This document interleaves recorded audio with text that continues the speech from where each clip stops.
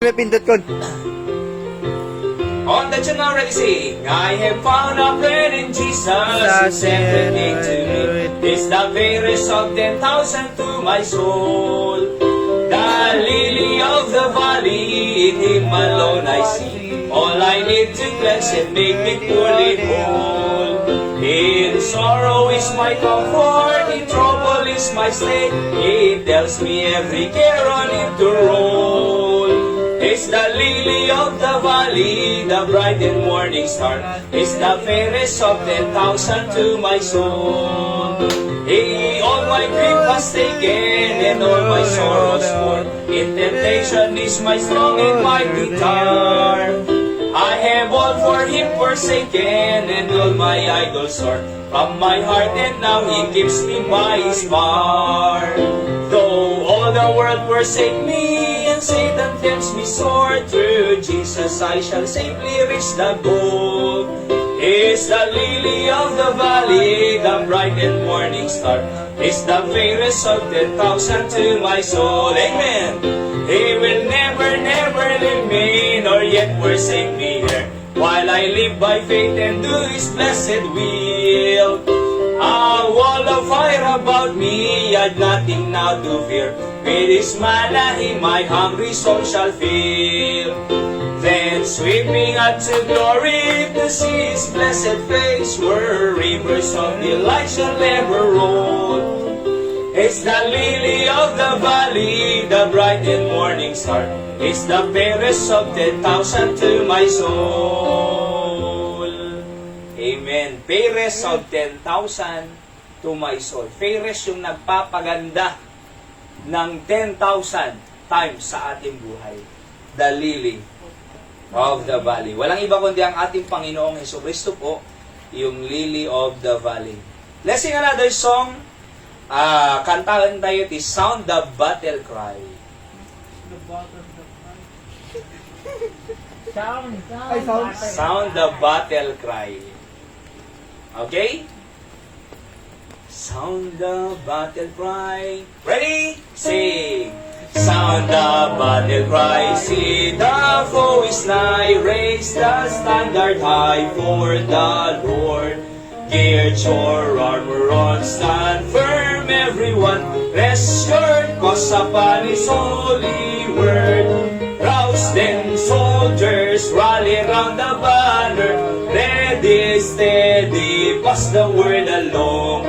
Onward, forward, shout aloud, Hosanna. Christ is captain of the mighty throne.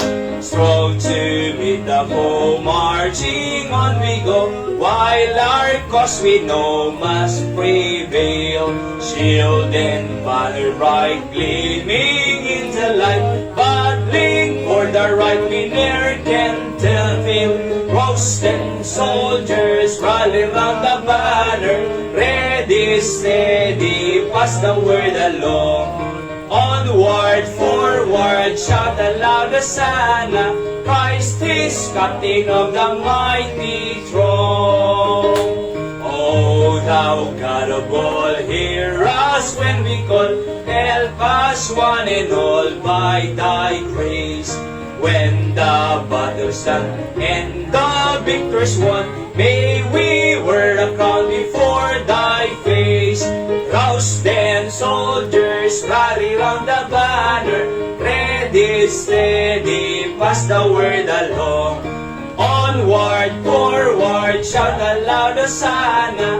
Christ is captain of the mighty throne. Let's pray. Dakilang Diyos, salamat po sa pagkakataon muli kaming nakabalik dito sa aming bahay panambahan upang magpapatuloy sa aming pagpupuri sa inyong dakilang pangalan at pakikinig ng inyong mga salita. Because we believe in your word, God, in John chapter 20 or 21, even the first, yung mga unang disciples po nung araw, they go back to church at Sunday night, be able to worship you. Because we believe that worship is the whole day of Sunday. Kayo pong magpuri, may papurihan, abutin nyo po ang mga pangailang spiritual ng bawat isa. I-bless nyo rin po yung mga nakikinig online, nasa malalayong lugar, at ma-profit din po sila ng inyong salita. Ito mga aking dalangin, pasalamat sa pangalan ng aming Panginoong Yesus. Amen. Amen.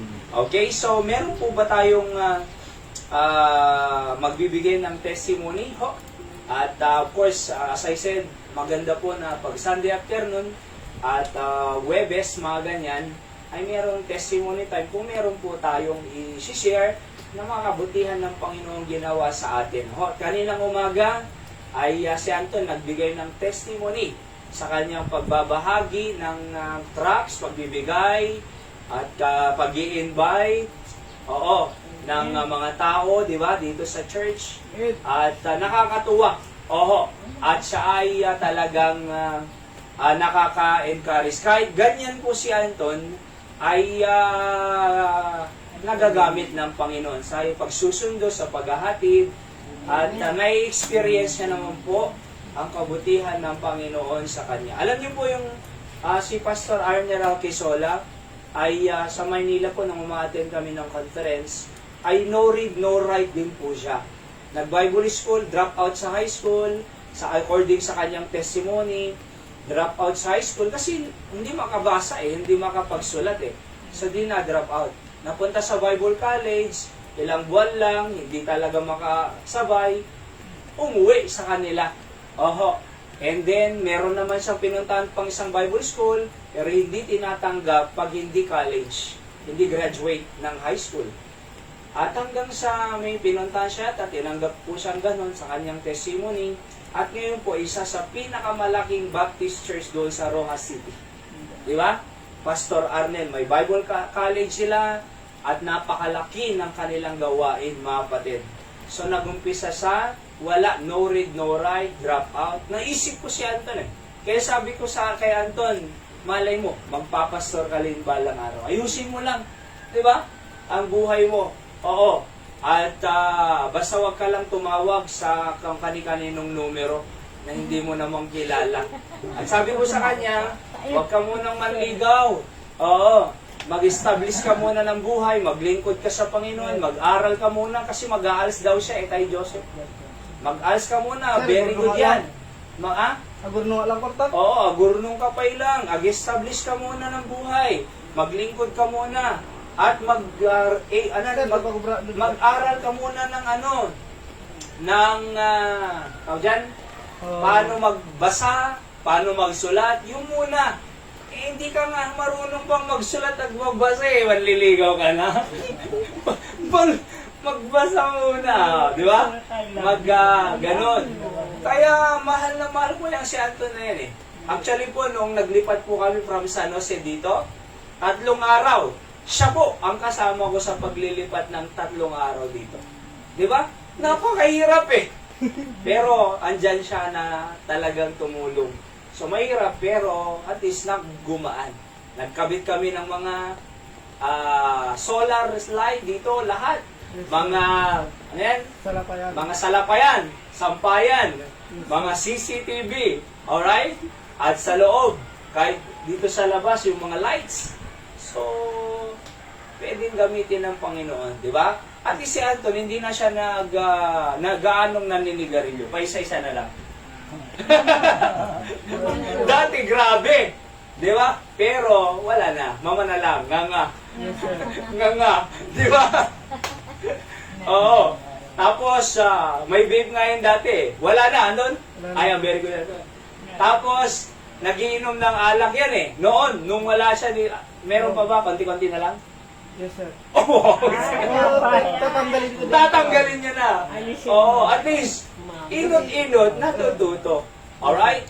At mahirap, sabi nila, yung mga lasenggo po, may bisyo, mahirap, anong tawag doon? Mahirap biglain, sabi nila Yes, sir. Kung bakit, no? Mahirap biglain. Kung ganon, at least, nauunti-unti. Yes, sir. Kasi alam niya sumasakit dito niya, si Anton. Tapos check up, walang gustong sumama sa kanya. Napapayak na yan Kasi masakit daw dito niya. Alam mo kung bakit masakit dyan? Sigarilyo, alak, sinasabihan ko po yan Pero, totoo naman yung sinasabi ko, kaya hindi siya no-offend. Sinasabi ko naman, ingatan mo ang katawan mo kasi walang sasama sa'yo sa ospital. Di ba? Yes, sir. Oo, at saka, para humaba pa ang buhay natin. Magpapatayo pa tayo ng kapilya balang araw dito, Anton eh. Yes, sir. At pala, gusto mo bang pagpalain ka, Anton? Dapat mga ipin niya ako, sir. Para ka. Gusto mong pagpalain, Anton? Para ka. Siyempre, Para ka. Manali ka, magpala tayo. Pagpapalain ka. Di ba? Oo. So, kaya, pag-pray natin, na balang araw, unti-unti lang, na nag-training nga yan ng balikatan eh. Kaya nung pagbalik niya dito, siya pa ang nagyaya sa akin. Tara, magbigay tayo ng trust yan. Hanggang ngayon, ginagawa niya. Di ba? So, kaya yan ang maganda eh. Oho. At kahit ganyan lang si Anton, ay ganyan talaga. Babaguhin naman po ng Panginoon yan in the future pa. Alright? So, kaya sabi ko sa kanya, ako na lang ang barkada mo. Oo. Kaysa yung mga andyan, naglalasing, paligaw-ligaw, wala namang plano-plano pa. Di ba? So, ako na lang kasama mo at may influensya kang pa ng mabuti. Kung pwede nga, i-enroll ko yan ng Bible School. Ako magbabayad sa kanya eh. Alright? Kaso nga po, hindi pa maka-read and write. Mahihirapan din. So, doon muna, basic muna sa pinakailalim. Oo.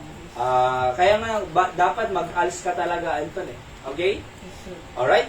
So, sino pong gusto mo i-share? Bago po tayo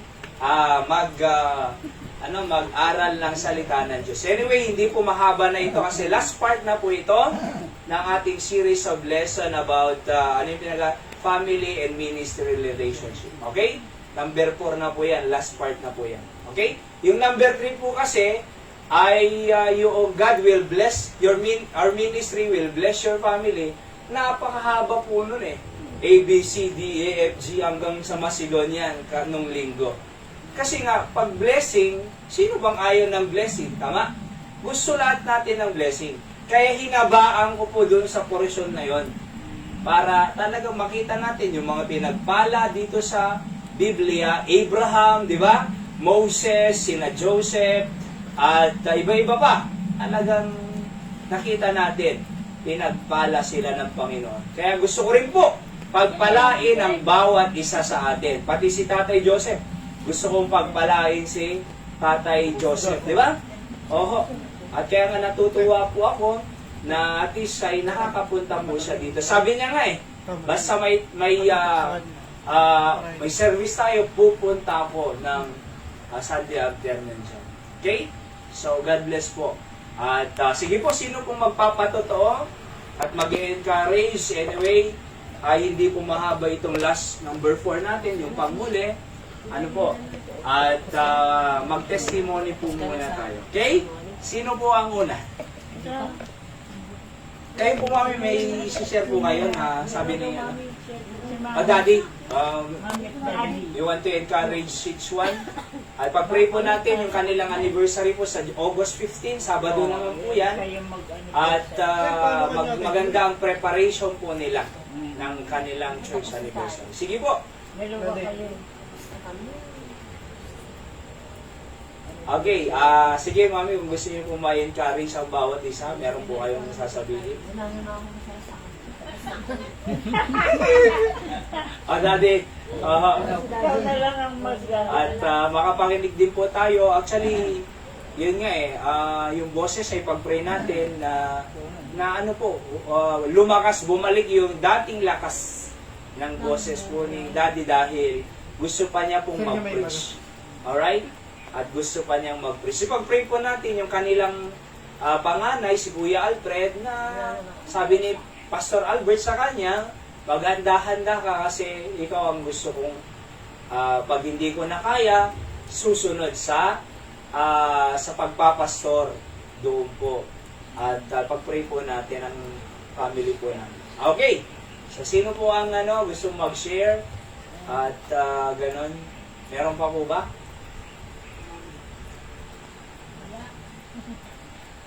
Meron pong gusto mag-share ng patotoo. At Naiyak ako. Naiyak Ayun na maganda. Hindi ako makapagsalita. sige, di bali po. At sa mga susunod, meron pa po naman. Okay?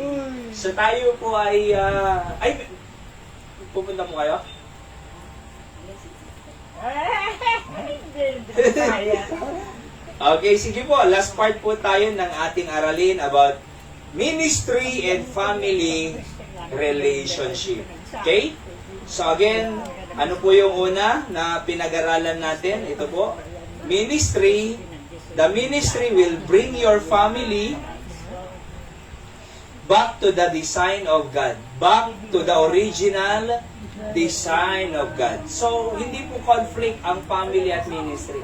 Actually po, ito pong series of messages namin ng gabi, inuloy ko po yung ating family day noong holiday dito sa Candon.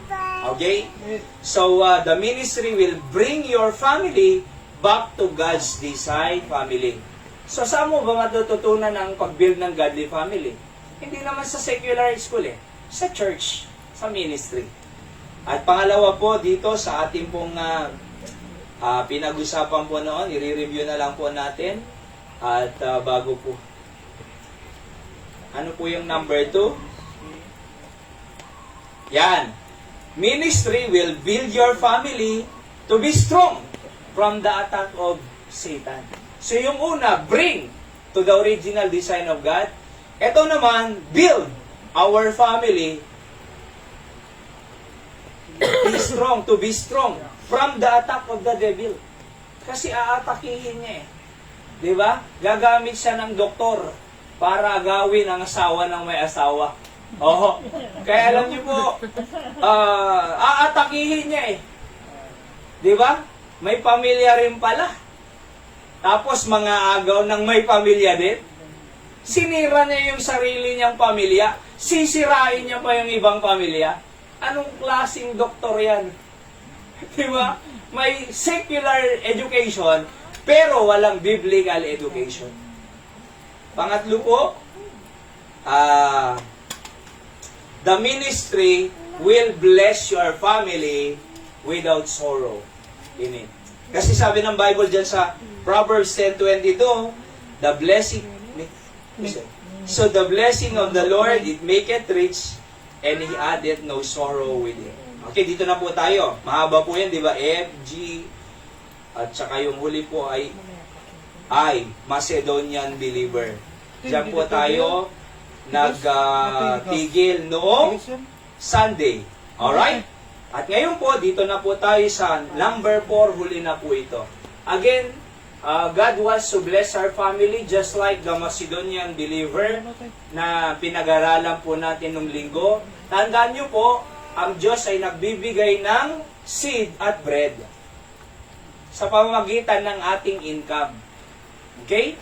So pag may income ka, hindi po yan lahat ay bread or ibibili or ibebenta. Katulad ng illustration natin, ang isang wise na farmer, pag nag-ani siya, hindi niya ibebenta lahat. Hindi niya rin namang kakainin lahat. Anong gagawin ng wise farmer? Magtatabi siya ng binhi. Para meron siyang itanim at upang meron siyang aanihin. Ganon din po ang income natin. Pag binigyan ka ng Panginoon, merong seed dyan. In other words, merong portion ang Panginoon dyan para itanim mo sa offering. Ganon po yan. Oho. Bakit? Pag nagtanim ka dyan, aani ka balang araw. At pag ang Diyos ang nagpala, konti, marami. Marami sa binigay natin. Di ba sabi ng Biblia, pag nagtanim ka ng sparingly or kaunti, tanihin mo konti. Pag nagtanim ka ng abundantly, di ba? They that sow it sparingly shall reap sparingly, but they that sow it bountifully, reap bountifully. So, nagtanim ka ng marami, mas marami ang ibibigay ng Diyos sa atin. Para yung isang buto ng thank you, Anton. Isang buto ng mais. Pag itinanim mo yun, Dalawang stalk. Dalawang tangkay. Sa isang tangkay, dalawang Puno. yung ano na dalawang yung mais, buong mais, at isang buong mais, 700 eh. Dalawang tangkay, di ba? Dalawa sa isang tangkay. 700 plus 700, di 1/4. Sa kabila, 1/4. 2/8. 2/8 na butils. Kasi plural eh. Butils. Di ba? Pag isa, butil. Pagka 2/8, 2,800, butils. Plural eh. Oo. Nagtanim ka ng isa, maraming ani. Bakit? Kasi yun ang principle ng sowing at reaping, mga kapatid.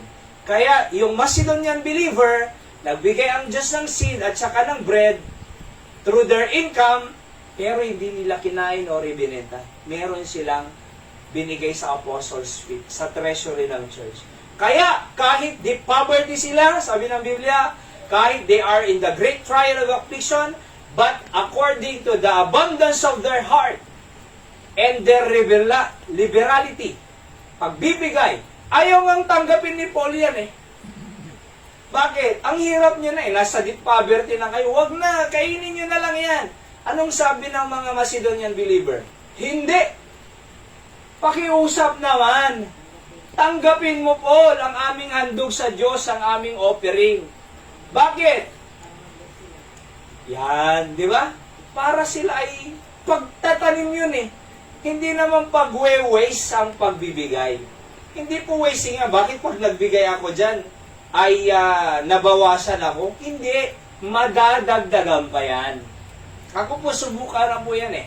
For ilang taon na rin po akong nagbibigay at least 80% of my allowance.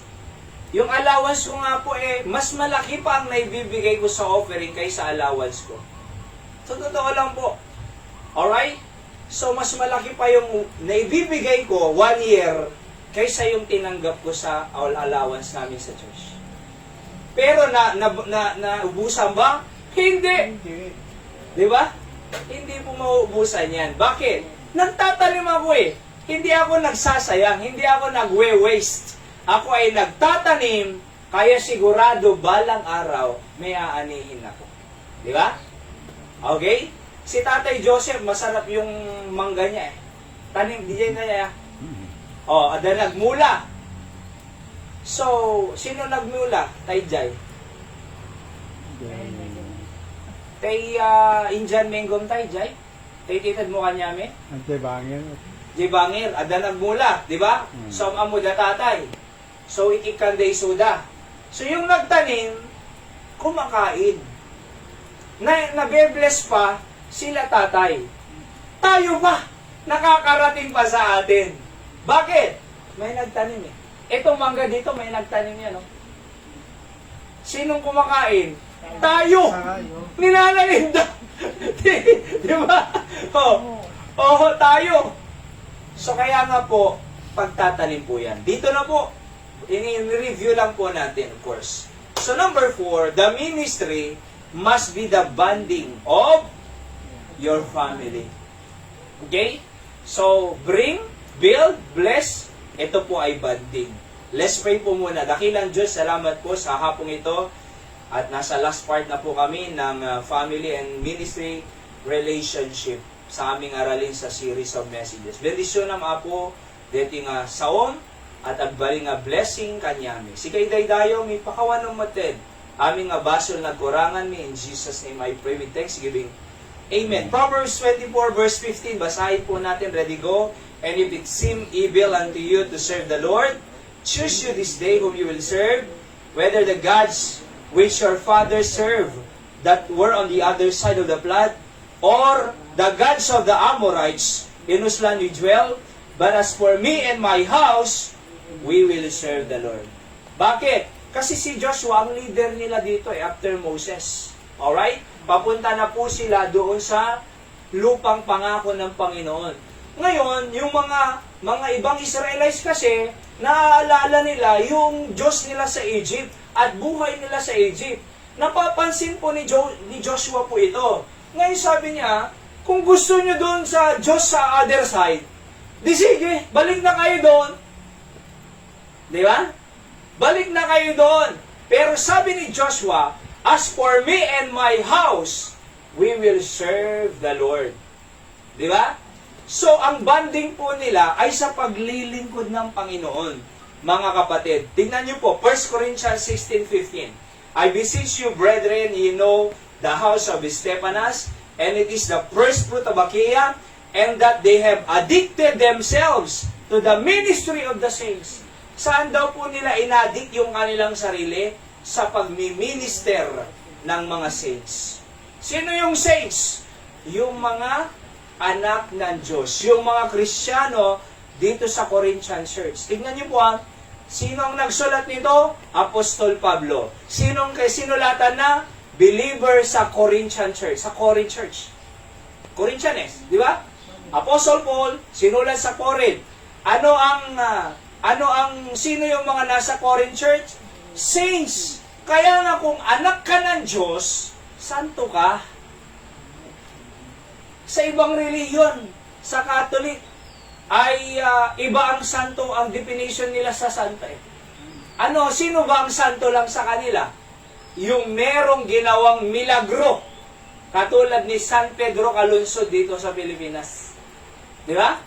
So siya lang daw ang santo pag may nagawang milagro.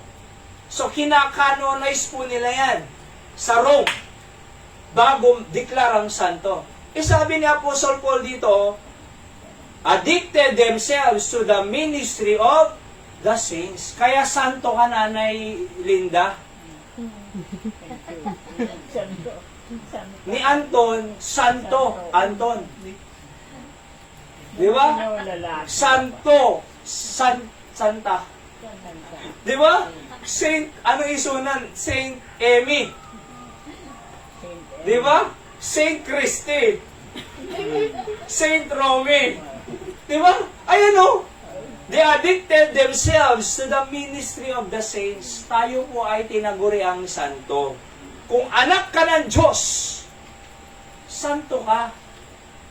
Hindi po yung nakanonay sa Vatican ang santo. Ang santo, yung anak ng Diyos. So, anong ginawa nila dito? Yung sina Achaia, Stephanas, anong ginawa nila? They addicted themselves to the ministry of the saints. Ayan itong magandang addiction Hindi drugs, illegal drugs na addiction. Hindi sigarilyo na addiction. Hindi alak na addiction. Hindi vape na addiction. Di ba? Hindi, hindi panliligaw na addiction. Di ba? Hindi pagpatay na addiction. Hindi marijuana na addiction. Ito ang magandang addiction. Addicted themselves to the ministry of the saints. At pangalawang magandang addiction, kape. Addiction. Di ba? Kopi. Di ba, Nay? Pero tignan niyo po addiction sa ministry of the saints. So in other words, yung pamilya po nila,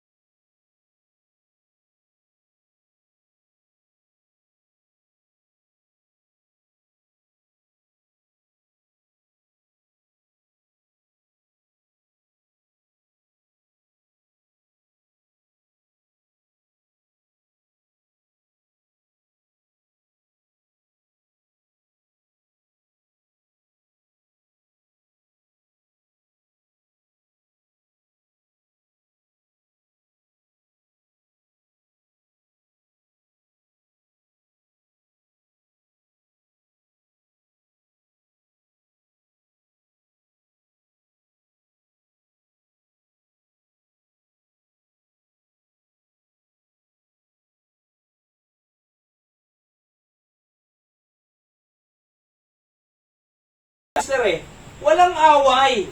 Ang una sa pamilya namin ay ang gawain ng Panginoon. Diba? Hindi naman naiiwanan yan eh. Bakit kasi iniiwan? Ang pamilya. Kaya sabi nila, anong una? Family or ministry? Family. Bakit family? Kasi naiiwan eh. Dala-dala. Oho, ang family sa ministry, sa paglilingkod sa Panginoon. Mas masaya ang pamilya pag lahat ay nakikita mong may ginagawa sa gawain ng Panginoon. Di ba? Oho, mas masaya ang pamilya pag kasama natin sila sa church. Di kiti doon ubing minay, i-prayer ko kanya dakat ag preacher dan to mo dito. Isi-send out po natin dyan no, sa Salcedo at saka sa ano. Missionary dyan. Sumsamad. Alright? Pero tignan niyo po ha, masayang tignan na ang buong pamilya ay nasa gawain ng Panginoon. Alright? Mas magandang nakikita ang mga anak na malapit sa Diyos kaysa malapit sa kanilang barkada. Di ba? Mas maganda nakikita sila. How I pray and desire na si Seb balang araw, siya yung magsosong leader dito na. Ang parami daktuking Kuya Boyet, ibasit nga pulpito. Malit na pulpit, papagawa ako kay Kuya Boyet. Habang nagsosong leading ako dito, nandyan siya. Maliit na pulpit, may mic din po siya. Dalawa kami dito. Di ba? Soon, pag mas malaki po siya kaunti. Oho, para maliit pa lang siya, ititrain ko siya sa gawain ng Panginoon. Kaya nga mag-homeschool po yan si Seb. Next year, mag-aaral na po yan si Seb. Pero doon sa church sa Barani, Batak, homeschooling po namin dito.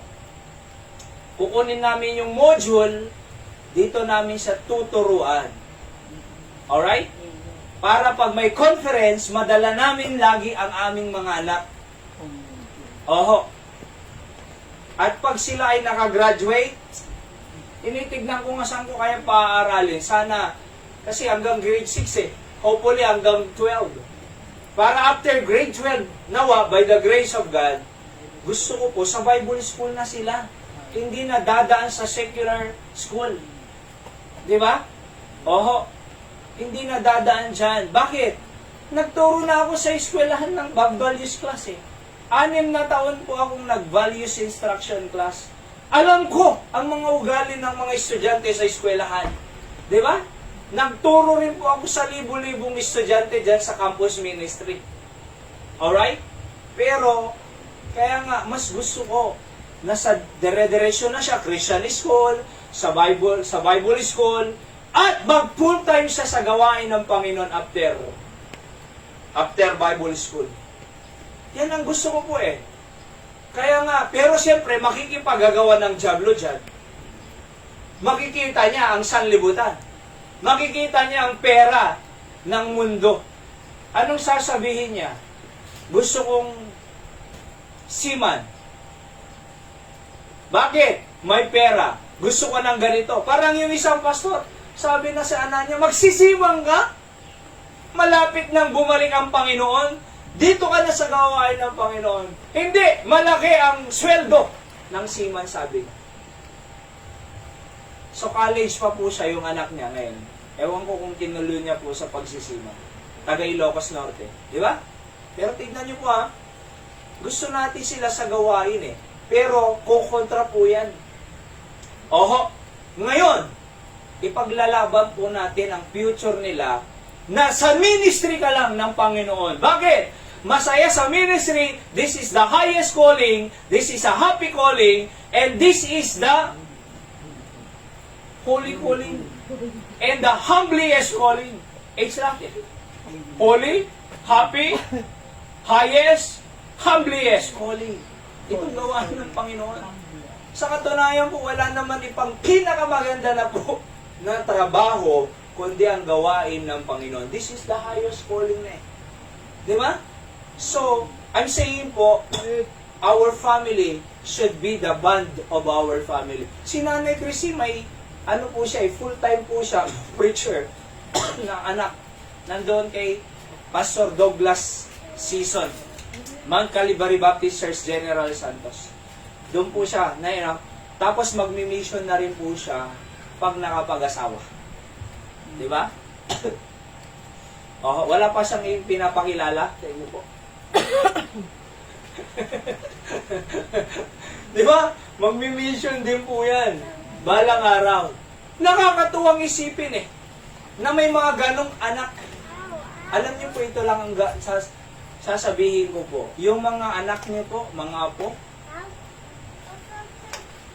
gayahin natin sila dito para makilala nila ang Panginoon.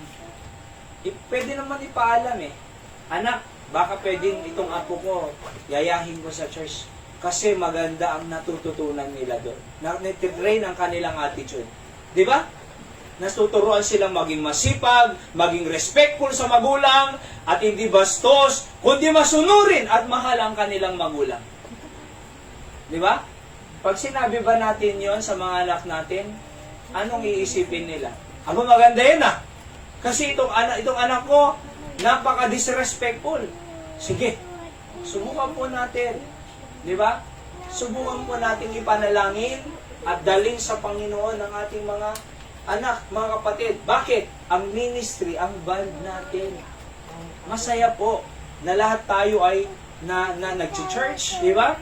Nagwi-witness, at iba-iba pa. Iniisip ko po lalabas po sana tayo kanina, kahit isang oras lang dyan, mag-tracks distribution, mag-solving.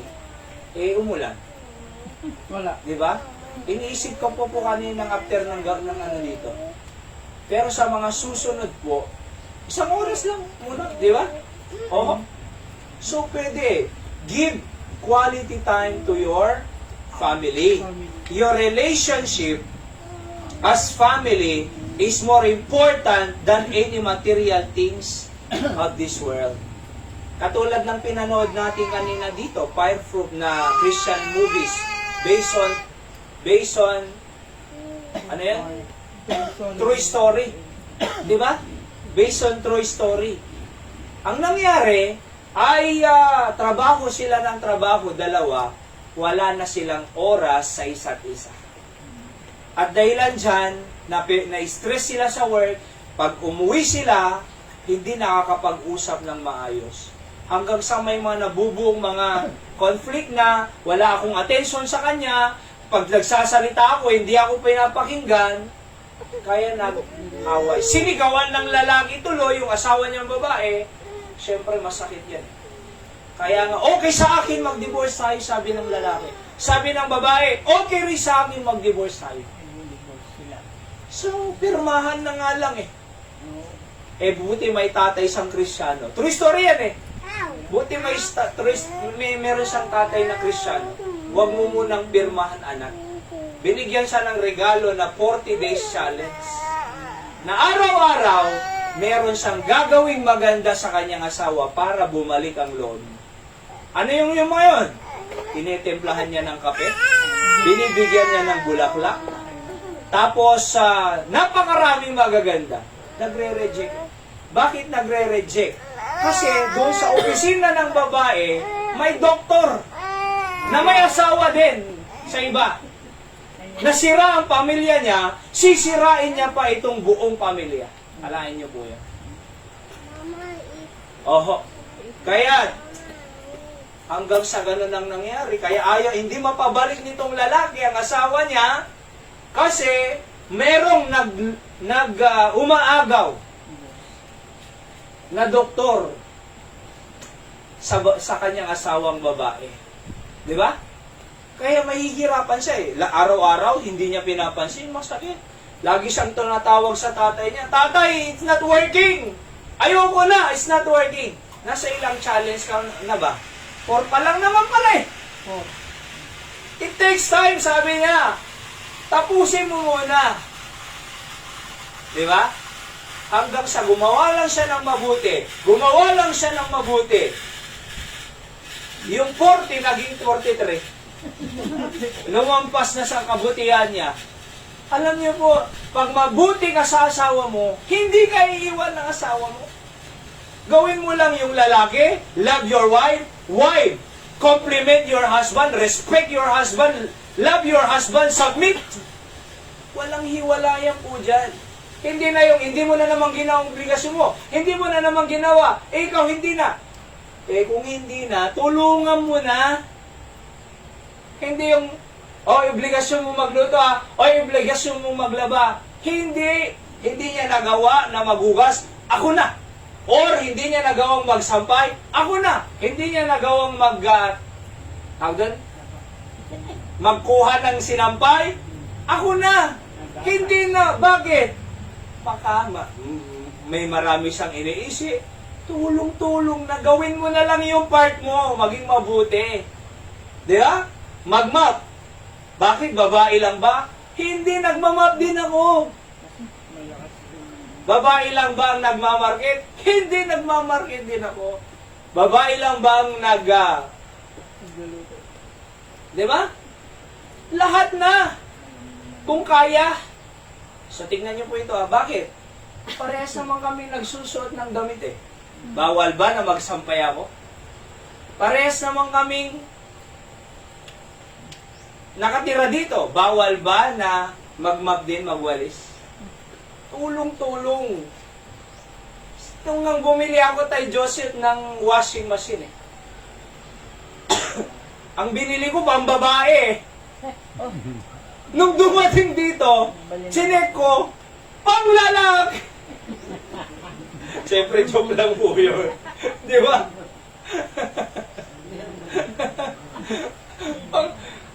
Tulong-tulong po. Di ba?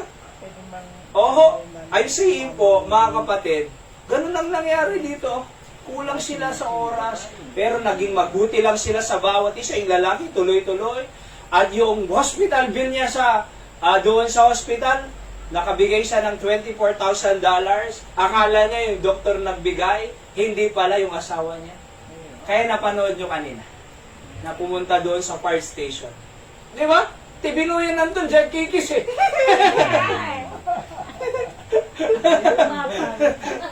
So nagbalikan sila. Bakit? Maganda ang trato. At isa pang nakita ko dyan kanina, nag-sorry. Nag-sorry. Umiyak eh. Umiyak silang dalawa eh. Nag-sorry. Diba? Siyempre, dahil masakit sa kanya, hindi muna ngayon. Oho. So, naunawaan ko yan, sabi ng lalaki. Hanggang sa na-realize na marami palang ginawa doon sa babae na hindi niya alam, kaya nabagbag siyang kalooban niya. Bumalik. Sinulot niya ulit yung ring na itinapon niya na doon sa cabinet niya. Bakit? Kasi true to life kasi, kaya kinikwento ko po eh. Alright? Kaya bumalik siya. Alright? Bakit? Kasi nag-sorry. Mahirap bang mag-sorry? Hindi.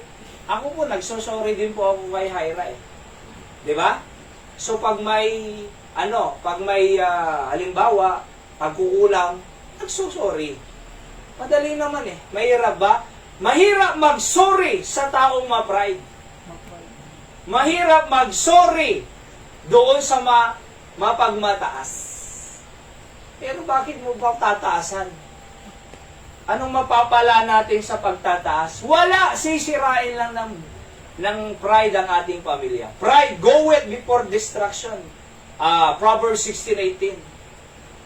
Kung pride goeth before destruction, di humble. Sinong gusto ng destruction? Wala. Kung wala, di magpakumbaba. Sorry. So, ganun po. Di naayos siya lagi. So, ito, nag-sorry lang na ayos. Siguro kung nag-sorry nung una pa, hindi nag-sorry. Imbes na mag-sorry siya, sa pagsigaw niya sa asawa niya, bini-baseball bat niya yung garbage. Yung garbage can. Or yung garbage, yung storage. Di ba? So, alam niyo po, naayos naman. True to story po yun eh. Naayos Oho. Kaya nga sa akin po, pag Kristiyano ka, wala dapat yung ganon. Na pagsisigaw, di ba? Wala dapat sigawan, wala dapat may pride, wala dapat yung pagbabangayan. Kung may problema mag-asawa, kung sasabihin kung sa kani-kanino, isettle muna, di ba? Oo. Hindi namang isettle eh. Pag hindi kaya, sa parents o sa pastor. Alright? Maayos. Hindi yung kanino-nino na sinabi. Tingnan mo, maayos na kayo, hindi pa rin maayos ang isip nila. Kaya hindi pwede talaga na magkwento ng problema sa iba, kundi sa pamilya. Ho? Yan o. So, I'm saying po na banding. Yung church po, actually, naisip ko kanina, walang ganyan sa church. Yung may mga ganyan, yung mga unbelievers. Palasak po yan. Kumbaga, trending po yan. At ganyan po talaga sa mundo. Hiwa-hiwalay, change ng asawa, di ba? Mga artista, hiwa-hiwalay, ganito-ganito. Normal dyan. Kaya nga, ang base ng family ay hindi yung mga artista. Dapat salita ng Diyos. Mga Kristiyanong nagsasama ng matagal. Oo, kinadadi po ay, ilang taon na po kayo? Di? 40 plus. Grabe, 40 plus ng mag-asawa. Di ba? Napakaganda po yan. Oho, malapit ng mag-golden anniversary.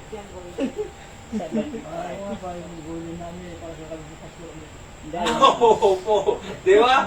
Malapit na oh. Akalain mo, bihira po yan na matagal. Lalo sa ibang, sa Amerika, sa Canada, sa iba-iba. Wala pang isang taon. Bakit? Malakas ang loob nila eh. Bakit malakas ang loob? May divorce bill. Yan ang pinakamadaling decision sa pamilya. Ano yun? Maghiwalay na tayo ngayon. Ang dali eh. Kaso naisip ba nila yung effect? Di ba? Cause and effect? Hindi. Makamove on sila, yung parents. Pero yung anak, hindi po yan makakamove on. Will forever broken. Lifetime po yan sa mga anak. So kaya nga po, I'm saying po na napakalaga na meron tayong Diyos. Wala po ganyan sa church. Alam nyo, kahit anong masamang ugali, pag nakikinig yan, Sunday morning, Sunday night, Thursday night, nasa church, babaguhin ng Diyos yan po. At unti-unti magiging maganda ang direction ng buhay. Kaya nang na-appreciate ko sa church. Oho, kaya kahit hindi ko pa kailangan ang mensahe, soon kailangan ko yan. At least, pag nagka-problema ako in the future, meron na akong solution sa future. Di ba? Kaya regular po ang pakikinig ng salita ng Diyos. Alright? Yung mga natututunan ko ba sa church noong araw at hanggang ngayon ay sa akin lang ba? Hindi. Marami rin po akong nai-advise sa mga tao. So nakikinabang din po yung iba, hindi lang ako. Di ba? Yun, pwedeng offeran ka ng mundo yan. Ng malaking pera. Ba't nunda? Mundo yan. Ng malaking pera, pero wala kang time sa pamilya mo. Pwede. Pwede kang operan ng malaking pera. Pero overtime, wala nang oras sa pamilya. Katulad ng pinanood nating Christian movie. Uuwi sa bahay, walang time. Matutulog, kinabukasan, papasok na naman, uuwi na naman, walang banding. See that? Mas malapit ka na sa boss mo kaysa sa asawa at anak mo. Yun ang mahirap dyan. Mas malapit na sa boss niya, doktor, kaysa sa asawa niya. Oo. Yan, tapos na. Grabe. Yeah? So, it is God's desire to build and bless our family. Opo.